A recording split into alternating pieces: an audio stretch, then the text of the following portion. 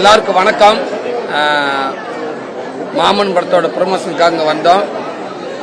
ஒரு உறவு சார்ந்து குடும்பங்கள் படம் பண்ணுன்னா எப்பவுமே அதுக்கு அந்த படத்துக்கு மக்கள் மத்தியில் ஒரு நல்ல வரவேற்பு கிடைக்கும் அப்படிங்கிறத மறுபடியும் இங்கே ப்ரூஃப் ஆகிக்கிட்டே இருக்குது நம்ம மக்கள்கிட்ட. அது எனக்கு ரொம்ப மகிழ்ச்சி.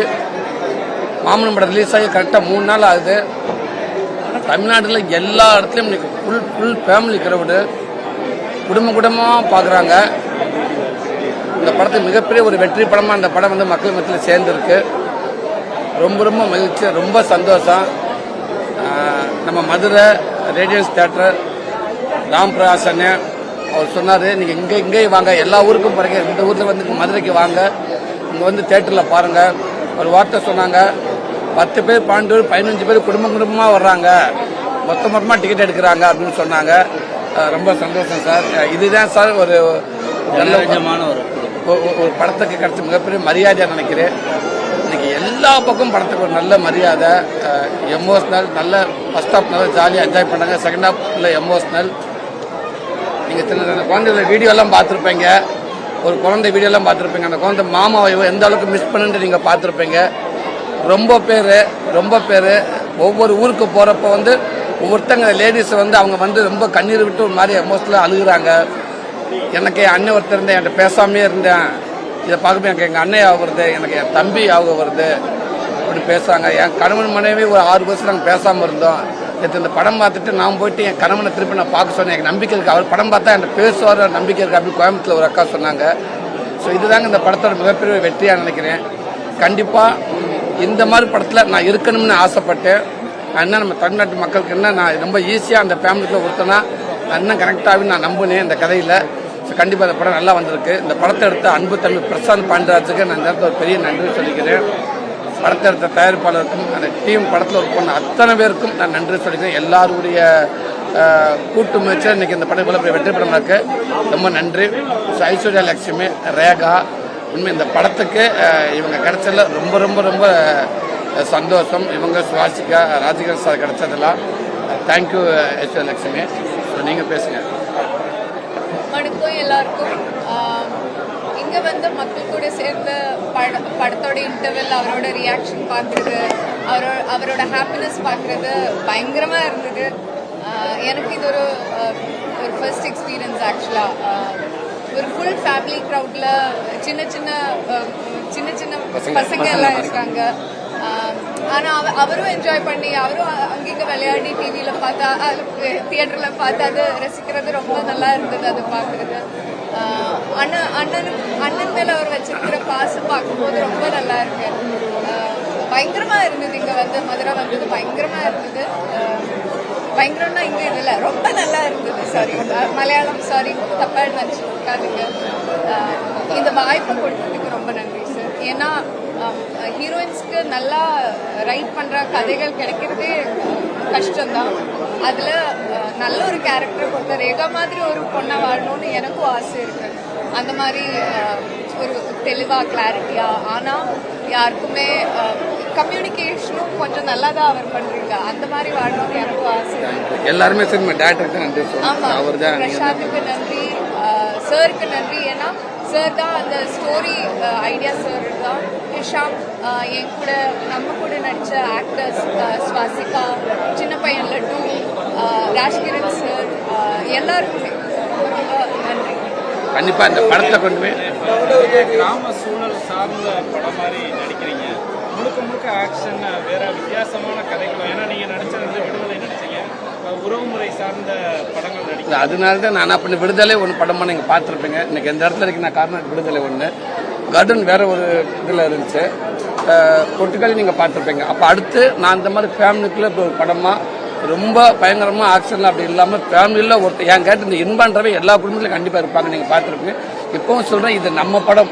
இன்னைக்கு எல்லாம் படம் பார்த்துன்னு இருக்கு. அதான் சொல்கிறாங்க, இந்த படத்தோட வெற்றியை பார்த்தீங்கன்னா எல்லாரும் என் குடும்பத்தை பார்க்குற மாதிரி இருக்குது, ஐயோ எனக்கு நடந்த மாதிரி இருக்குது, என்னை எடுத்து வச்சுருக்கீங்க அப்படின்னு சொன்னாங்க. நேற்று நம்மளோட முக்கியமான ஒரு ஹீரோ, படத்தோட ஹீரோ, சொல்லாமல் தெரியல, அவங்க மிஸ்ஸஸ் சொன்ன வார்த்தை என்ன, அது நம்ம குடும்பத்தை அப்படியே அங்கே எடுத்து வச்சுருக்காங்க அப்படின்னு அவங்க சொன்னாங்களா. நேற்று நைட்டு 10 மணிக்கு போகணும்னு சொல்கிறாங்க. அவங்க ஃபேமிலி பார்த்துட்டு வந்து இதுதாங்க இந்த படம் தனிச்சு இல்லவே இல்லைங்க. இது எல்லாருக்கும் ஃபேமிலி தாங்க இந்த படம். அதனால தான் இந்த படத்தை இப்போ எல்லாரும் போல கொண்டாடுறாங்க. அதனால தான் இப்படி இளைஞருக்காக சொன்னேன்.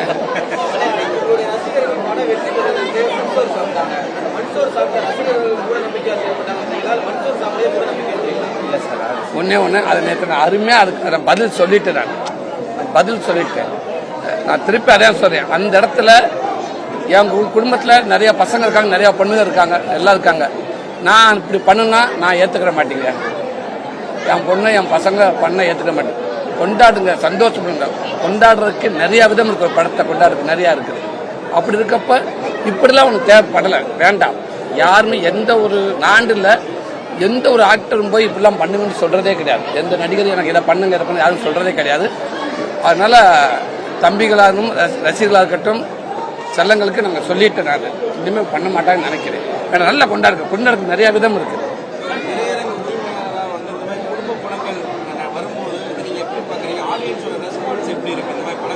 சார், அதாவது இந்த மாதிரி வலைத்தளங்களில் உள்ள படங்கள் வரும்பொழுது ஓவரால் பழைய சினிமாவை நோக்கி வருது சார். பழைய சினிமாவை நோக்கி, அதாவது குடும்பமாக நடுவில் கொஞ்சம் ஜென்ரேஷன், இந்த 2K கிட்ஸ் 3K கிட்ஸுன்ற மாதிரி ஒரு ஜென்ரேஷன் மாறுச்சு. அப்போ இந்த கருத்து உள்ள படங்கள் கொஞ்சம் குறைவாக வந்தது.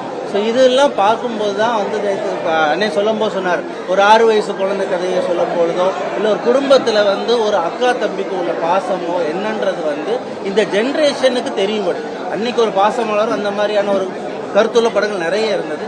இப்போ அதுக்கான படங்கள் வரலன்னு சொல்லலை, குறைந்தது. ஸோ இந்த காலகட்டங்களுக்கு மாமன் அது நம்ம மண்ணில் வந்த ஒரு மாமன், அது நல்ல ஒரு படைப்பாக கொடுத்துருக்காங்க. ராஜாக்கூர் சூரியனால தான் கோடம்பாக்கம் சூர்யானே. இந்த மக்கள் கொடுத்த சப்போர்ட் எப்பவும் சொல்றேன். நான் உங்களில் ஒரு ஆளாக இருக்குன்னு ஆசைப்படுறேன். அதனால எனக்கு ரொம்ப ஈஸியாக உங்ககிட்ட நான் கனெக்ட் பண்ண முடியுது. நீங்கள் என்ன ஈஸியாக உங்கள் பிரதரை என்ன கனெக்ட் பண்ணிக்கிற மாதிரிங்க. ஸோ நான் எப்போவுமே நான் மண்ணின் மேலே தான் எனக்கு ஆசைப்படுறேன். எம்ஜிஆர், சிவாஜி, ரஜினி, கமல், விஜய், அஜித் சொல்லி நிறைய போட்டிகள் இருக்கும். இன்னைக்கு சூழ்நிலை காரணமாக பார்த்தீங்கன்னா சந்தானம் சாரும் நீங்களும் பல காமெடி போல் பண்ணியிருக்கீங்க. இன்னைக்கு 2 பேருமே சேர்ந்து அவங்களுடைய படங்கள் குறைநாள் திரைப்படங்கள் வர மாதிரி சூழ்நிலைகள் அமைஞ்சிருக்குது. எப்படி பார்க்குறீங்க? அடுத்த கட்டத்துடைய ஹீரோக்களை நீங்கள் வளம் வந்துட்டு இருக்கீங்க, அதை எப்படி பார்க்குறீங்க? எனக்கு போட்டின்னா நான் என்னென்ன மாதிரி படங்கள் பண்ணணும், எப்படி போய் இந்த மக்கள்கிட்ட சேரணும், காசு கொடுத்துட்டு வரவங்களை அவங்க சந்தோஷமா போறதுக்கு நான் எந்த மாதிரி கதை தேர்ந்தெடுக்கணும், நான் இதுதான் எனக்கு என்னோட கவனம் போல. இந்த படம் நல்லா வந்திருக்கு, இன்னும் சூப்பராக இருந்துச்சு, அவ்வளோதான். இப்போ விடுதலை கிட்டாச்சு, இதையும் அடுத்த கடன் பார்த்து பெரியது. இப்போ மாமூன் மிகப்பெரிய ஒரு வெற்றி நடந்திருக்கு. அடுத்த படத்துக்கு என்ன ஆகணும் அதில் தான் கவனமாக இருக்குது. அடுத்து மண்டாடி படம் கண்டிப்பாக உங்கள் எல்லாத்துக்கும் பிடிக்கும். இப்போ மாமனுக்கு போட்டி மண்டாடி தான்.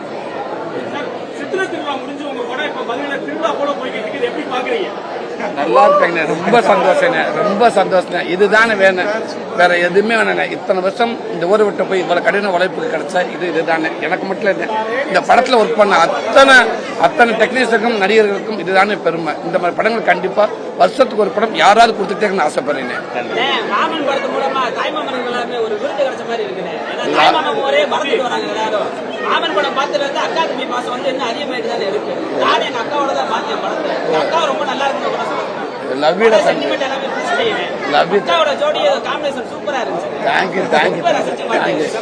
இதுதான் இந்த பசங்க வரைக்கும் கனெக்டா இருக்கு இல்லைங்களா, அதுதான் இந்த படம் இருக்கு. சாதாரண ஒரு நடிகரா உள்ள வந்தீங்க, காமெடி நடிகரா வளம் வந்தீங்க, இப்போ ஒரு ஹீரோவா உங்களை படம் பதிச்சிட்டீங்க. இதுக்கப்புறம் இந்த இண்டஸ்ட்ரியில இயக்குறதுக்கும் தயாரிக்கிறதுக்கும் உண்டான வாய்ப்புகள் இருக்கா? இயக்குறதுல உங்களுக்கு இன்ட்ரெஸ்ட் இருக்கா? ஏன்னா எல்லாமே பார்த்துட்டீங்க, இதையும் அடுத்த கட்டத்தில் இல்லைண்ணே. நான் இன்னைக்கு இந்த கதையை நான் எதிர்பார்க்கவே இல்லை.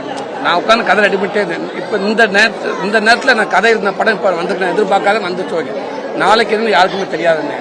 நம்ம கையில் எதுவுமே இல்லைண்ணே. ஆனால் ஒன்னே நடத்திக்கிட்டே இருப்போம்ண்ணே. நமக்காக கதை ரெடி பண்ண நிறைய பேர் இருக்காங்க, நமக்கு இயக்குறதுக்கு நிறைய பேர் இருக்காங்க. ஆனால் வேலை செய்ய நான் ரெடியாக இருக்கேன்.